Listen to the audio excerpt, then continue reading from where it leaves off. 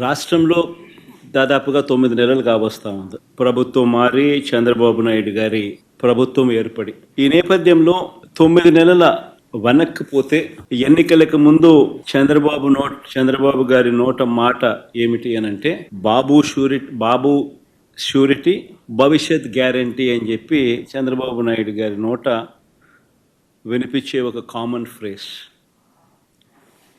9 నెలల తర్వాత పరిస్థితి ఏమిటి అని అంటే బాబు షూరిటీ, మోసం గ్యారంటీ. ఇది ఈ 9 నెలల కాలంలో ఇప్పుడు మనందరికీ కనిపిస్తూ ఉన్న ఫ్రేజ్.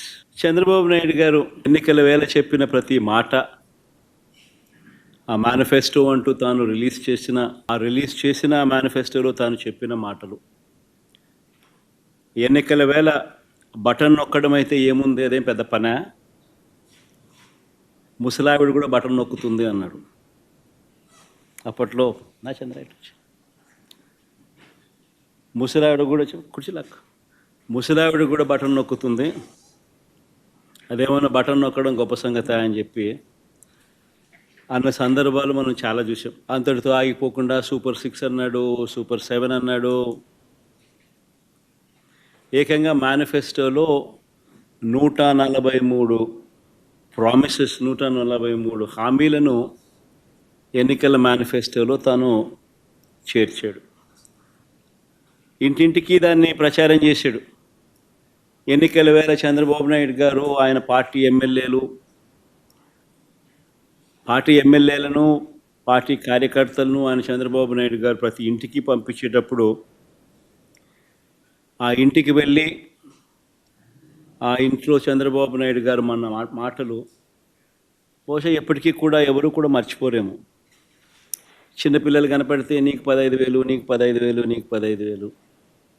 ఆ చిన్నపిల్లల తల్లులు కనపడితే నీకు 18,000, నీకు 18,000, నీకు 18,000. ఆ తల్లులు, ఆ పిన్నమ్మలు,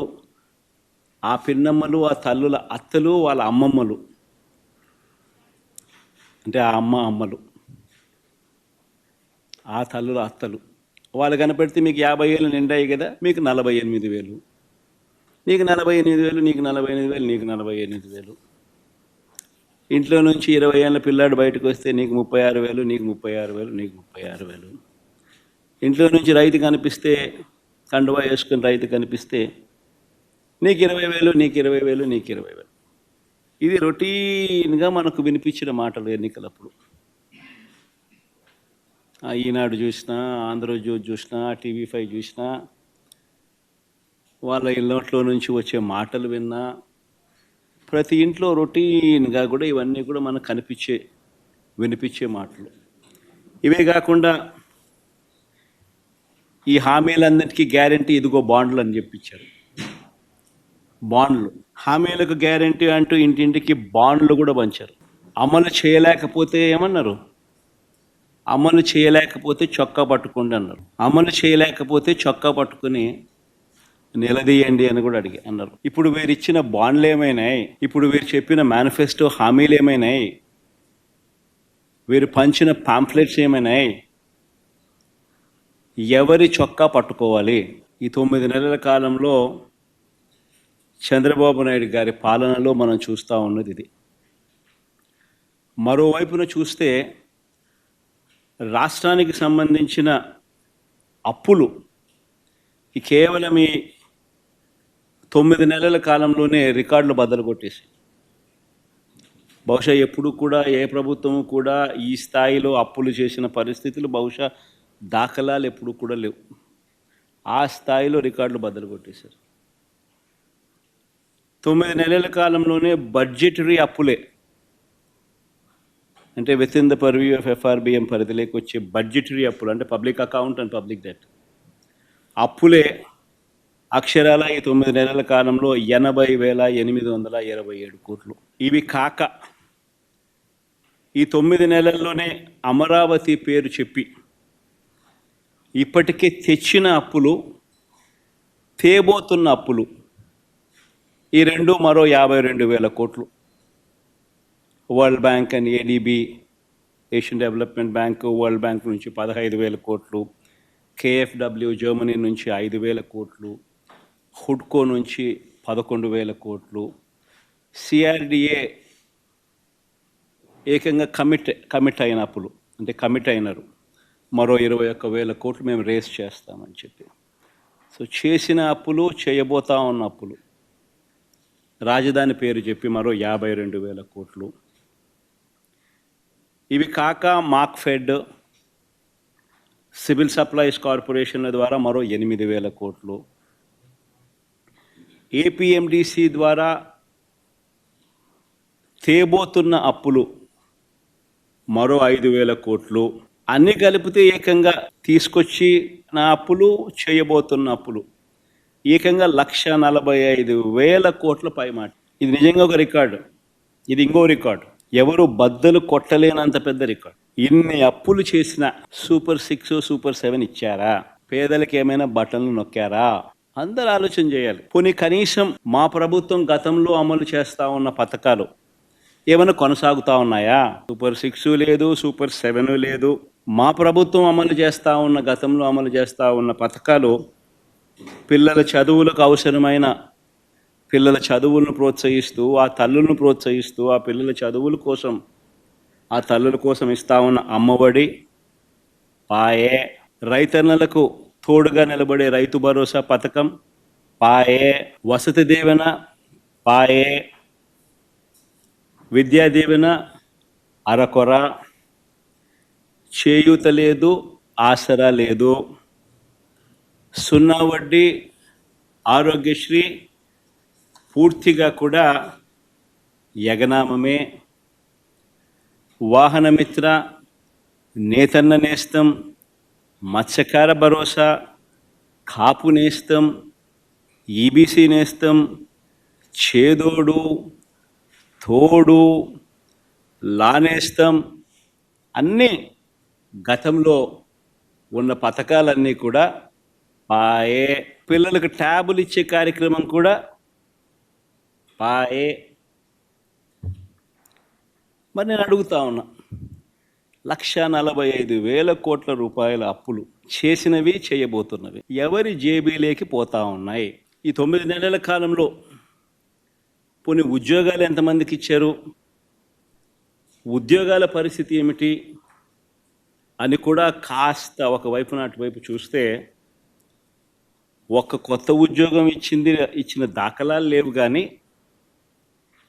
ఊడగొట్టిన ఉద్యోగాలు మాత్రం ఏకంగా 2,60,000 ఉద్యోగాలు, వాలంటీర్ల ఉద్యోగాలు పూర్తిగా తీసేశాడు. 18,000 మంది బ్రేవరీస్ కార్పొరేషన్లో 18,000 మంది వాళ్ళ ఉద్యోగాలు పాయే. 2,60,000 మంది వాలంటీర్ల ఉద్యోగాలు పాయే. బ్రేవరీస్ కార్పొరేషన్లో మరో 18,000 ఉద్యోగాలు పాయే. ఫైబర్ నెట్, APMDC, ఫీల్డ్ అసిస్టెంట్లు, వైద్య ఆరోగ్య శాఖ, ఇలా ఆయా విభాగాలలో వేల సంఖ్యలో ఉద్యోగాలు పూర్తిగా తీసేశారు. ఇవన్నీ ఒక ఎత్తున గ్రామ వార్డు సచివాలయాలలో సైతం పనిచేస్తూ ఉన్న ఉద్యోగస్తులను కూడా, వారిని కూడా సచివాలయాల నుంచి వాళ్ళందరినీ కూడా డిస్లొకేట్ చేసి గవర్నమెంట్ రంగంలో మిగతా డిపార్ట్మెంట్లలో ఎక్కడైనా వేకెన్సీస్ ఉంటే అక్కడ వాళ్ళని సరిదేసే కార్యక్రమం మొదలెట్టాడు. ఆ ఇచ్చే ఉద్యోగాలు కూడా పూర్తిగా కుదించే కార్యక్రమం. వాలంటీర్లను అయితే ఎలా మోసం చేశాడో మనం అంతా చూసాం. ఎన్నికలకు ముందు వాలంటీర్లకు 10,000 జీతం అన్నాడు. 10,000 బాయ, వాలంటీర్ ఉద్యోగం ఉన్నది బాయ. పోనీ ఉద్యోగస్తులనైనా అంత బాగా చూసుకున్నాడంటే వాళ్ళను మోసమే. ప్రభుత్వం వచ్చిన వెంటనే ఆయన మేనిఫెస్టో ఒకసారి చూస్తే, ఆయన ఇచ్చిన 143 హామీలు ప్రభుత్వం వచ్చిన వెంటనే అయ్యారన్నాడు. ఇంటరిమ్ రిలీఫ్ ఇంతవరకు 9 నెలలు అయింది. రూపాయి పెంచింది, రూపాయి ఇచ్చి పుణ్యం కట్టుకున్న పాపాన పోల. 9 నెలలు అయిపోయింది. ఉద్యోగులకు మెరుగైన PRC అన్నాడు. ఉన్న PRC చైర్మన్ బలవంతంగా రాజీనామా చేయించారు. కొత్త PRCని ఇంతవరకు ఇలా అయ్యారు ఇవ్వాల. 1వ తేదీనే జీతం అన్నాడు. 9 నెలల కాలంలో ఒకే ఒక నెల ఇచ్చాడు. మిగతా 8 నెలలు నెలలో 1వ తారీఖున జీతాలు ఇచ్చాడు చంద్రబాబు గారు. చెప్పాలి. 3 DL పెండింగ్, ట్రావెల్ అలవెన్సులు pending, surrender leave pending, medical reimbursement అన్నీ పెండింగ్. చివరికి ఉద్యోగస్తులకు సంబంధించిన GLIలు, జీపీఎఫ్లు కూడా తాను వాడేసుకుంటా ఉన్నాడు. ఈరోజు రాష్ట్రంలో పరిస్థితి ఇది. విధ్వంసం, ఆర్థిక విధ్వంసం అంటే ఇది. మరోవైపున ఆంధ్ర రాష్ట్రాన్ని సుస్థిర రాష్ట్రంగా మార్చేందుకు, ఆంధ్ర రాష్ట్రం పొటెన్షియల్ను పెంచేందుకు ఒక విజన్తో రాష్ట్రానికి తన సొంత వనరులు పెరిగేలా శాశ్వత ప్రాతిపదికన రాష్ట్రం మెరుగ్గా ఉండేందుకు పోర్ట్ బేస్డ్ ఇండస్ట్రియలైజేషన్ తీసుకొచ్చే క్రమంలో భాగంగా ఆంధ్ర రాష్ట్రం ఎప్పుడూ చూడని విధంగా మా హయాంలో, అంటే వైఎస్ఆర్సీపీ హయాంలో ఏకంగా 4 పోర్ట్లను కట్టడం మా హయాంలో జరిగింది. Mulapeta port, Machilipatnam port, Ramayapatnam port, ఈ 3 గవర్నమెంట్ రంగంలో కట్టడం మొదలుపెట్టాం. ఇందులో దాదాపుగా రామాయపట్నం పోర్టు అయితే దాదాపుగా 75-80% దాదాపుగా అయిపోయిన పోర్టు ఇప్పటికే. అప్పట్లోనే నాతోనే ఎలక్షన్ కోడ్ రాకపోయిందంటే మొదటి షిప్ను కూడా రామాయపట్నం పోర్టులోకి తీసుకొచ్చేవాళ్ళు. మూలపేట, మచిలీపట్నం మచిలీపట్నం దగ్గర కడతా ఉన్న పోర్టులు కూడా చాలా వేగంగా జరుగుతూ ఉన్నాయి. దాదాపుగా 35-40% పనులు 2 చోట్ల కూడా వేగవంతంగా కూడా అయిపోయిన 10 ఫిషింగ్ హార్బర్లు నిర్మించే కార్యక్రమాలు కూడా వేగంగా జరుగుతూ ఉన్నాయి. అందులో 1-2 మన హయాంలోనే ప్రారంభోత్సవం కూడా చేసాం. ఇంకొకటి మన హయాంలో పూర్తయింది, ఎలక్షన్ కోడ్ వల్ల మనం చేయలేకపోయినాం. మొన్న ఏదో వీడియో కాన్ఫరెన్సింగ్ ద్వారా మన ఏదో మోడీ గారితో ఏదో ఓపెనింగ్ చేయడం కూడా. భవిష్యత్తులో వీటి విలువ కొన్ని లక్షల కోట్లు. నాగార్జున సాగర్ లాంటి ప్రాజెక్టు, శ్రీశైలం లాంటి ప్రాజెక్టులు ఈరోజు కట్టాలంటే సాధ్యమయ్యే పని కూడా కష్టమే. అన్నన్ని వేల కోట్ల రూపాయలు, లక్షల కోట్ల రూపాయలు ఒక్కొక్క ప్రాజెక్ట్ ఖర్చు అవుతుంది. పోలవరం మన కళ్ళ ముందనే చూస్తూ ఉన్నాం, ఎన్ని వేల కోట్ల రూపాయలు అవుతా ఉంది. సిమిలర్లీ గవర్నమెంట్ రంగంలో నిర్మిస్తూ ఉన్న ఈ పోర్టులు, ఈ ఆస్తుల కల్పన, ఇవన్నీ కూడా అంతే. రాబోయే తరాలకు రాష్ట్రంలో సొంత రాబడి పెరగాలి అని అంటే ఇటువంటి ఆస్తులు రాష్ట్ర ప్రభుత్వం చేతిలో ఉంటే రాష్ట్రానికి సంబంధించిన సొంతం వనరులు పెరిగే పరిస్థితి. ఇలాంటివి స్కాములు చేస్తూ అమ్మకానికి పెట్టారు. ఆల్రెడీ ఫైనాన్షియల్ టైఅప్ అయిపోయి ఉన్న ప్రాజెక్టులు ఇవన్నీ. ఎవరు దీనికోసం ఫైనాన్సెస్ కోసం ఎతకాల్సిన పనుల. ఆల్రెడీ డబ్బులు వచ్చి బ్యాంకుల్లో కూర్చొని, డబ్బులు వచ్చి మ్యారిటైమ్ బోర్డ్ అకౌంట్లో కూర్చొని ఉన్నాయి. బ్యాంకులు ఆల్రెడీ టైఅప్ చేస్తున్నాం. ఊరికి డబ్బులు డ్రా చేసుకుంటా కంప్లీట్ చేసేస్తా పోతా అంటే ఈ సంవత్సరంలో రామాయపట్నం పూర్తిగా ప్రారంభోత్సవం చేసేయచ్చు. మిగతాది వితిన్ 1 ఇయర్లో, వితిన్ 1.5 ఇయర్లో మిగతా 2 కూడా పూర్తయిపోతాయి. ఫిషింగ్ హార్బర్ల పరిస్థితి అంటే. అయినా అలాంటివి అమ్ముతున్నారు స్కాములు చేస్తూ.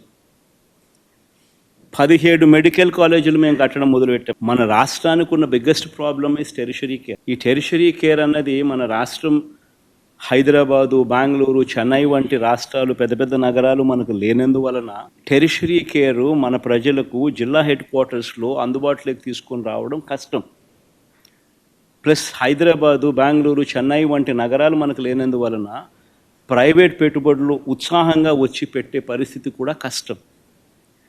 సో పేదవాడికి ఎక్కడైనా మల్టీ స్పెషాలిటీ హాస్పిటల్స్ అందుబాటులోకి రావాలి అని అంటే గవర్నమెంట్ పూసుకొని పేదవాడు ఇబ్బంది పడకూడదు అన్న ఆరాటంతో, ఎందుకనంటే ఉట్టి హాస్పిటల్ వైబిలిటీ రాదు. హాస్పిటల్కు teaching, if it is made as a teaching hospital, medical కాలేజ్తో ఆ హాస్పిటల్ అనుసంధానం అయితే పీజీ సీట్స్ వస్తాయి, పోస్ట్ గ్రాడ్యుయేట్ చిల్డ్రన్ అందుబాటులోకి వస్తారు, డాక్టర్లు చదువుతూ ఉన్న వాళ్ళు అందుబాటులోకి వస్తారు, నర్సులు చదువుతూ ఉన్న వాళ్ళు అందుబాటులోకి వస్తారు. వాళ్ళందరూ అక్కడ ఇంటర్న్షిప్ చేస్తారు. హాస్పిటల్ ఖర్చులు తగ్గుతాయి. సూపర్ స్పెషాలిటీ హాస్పిటల్స్కి సంబంధించిన ప్రొఫెసర్లు అందుబాటులో ఉంటారు. ఇవన్నీ దృక్పథంతో 17 మెడికల్ కాలేజీలు, ప్రతి పార్లమెంటుకు ఒక మెడికల్ కాలేజ్ ఉండేట్టుగా వాటినన్నింటినీ జిల్లా హెడ్ క్వార్టర్స్ని వాటినన్నింటినీ జిల్లాలుగా చేసి ప్రతి పార్లమెంటును ఒక జిల్లాగా చేసి 17 కొత్త మెడికల్ కాలేజీలు మేము శ్రీకారం చుడితే అందులో 5 మెడికల్ కాలేజీలు మేము అప్పటికే ప్రారంభోత్సవం చేస్తే మరో 5 మెడికల్ కాలేజీలు ఈ సంవత్సరమే క్లాసులకు పూర్తి చేసే కార్యక్రమం జరిగితే మిగతా వాటి పనులు కూడా శరవేగంగా ముందుకు వెళ్తూ ఉన్న క్రమంలో ఇప్పుడు ఏం చేస్తూ ఉన్నారు? స్కాములు చేస్తూ ఆ మెడికల్ కాలేజీలు తమ వాళ్లకు అమ్మేయడానికి ప్రభుత్వం సిద్ధపడింది. ఆశ్చర్యం కలిగించే విషయం, కేంద్ర ప్రభుత్వం బడ్జెట్లో 75,000 మెడికల్ సీట్లు మేము క్రియేట్ చేస్తాం వచ్చే 5 సంవత్సరాలలో.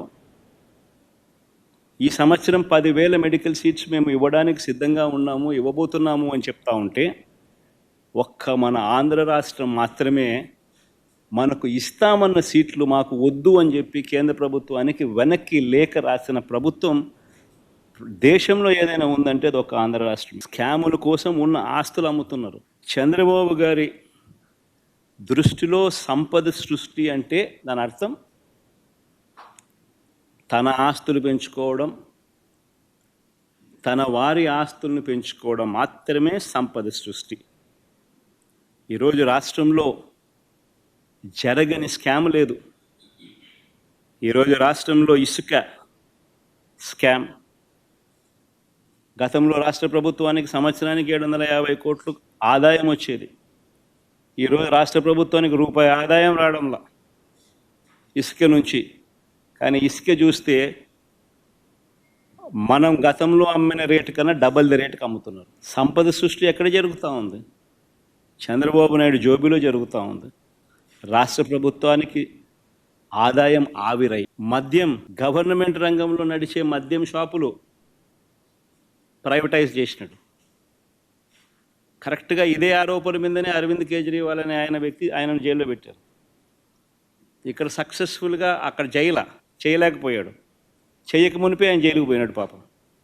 ఇక్కడ చేసి సక్సెస్ఫుల్గా అరవింద్ కేజ్రీవాల్ని అక్కడికి పోయి తిట్టొస్తాడు. గవర్నమెంట్ రంగంలో ఉన్న మద్యం షాపులను ప్రైవేటైజ్ చేశాడు. తన వాళ్లకు ఈ షాపులన్నీ ఇప్పించుకున్నాడు. ఆ షాపులు ఇప్పించే ప్రక్రియ మీరంతా కూడా చూశారు.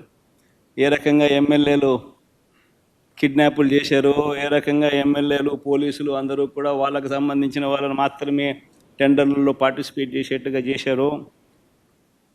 అది ఆక్షన్ కాదు, అది లాటరీ. అంటే వీళ్ళకి కావాల్సిన వాళ్ళకి మాత్రమే ఇప్పించుకునే ప్రక్రియ.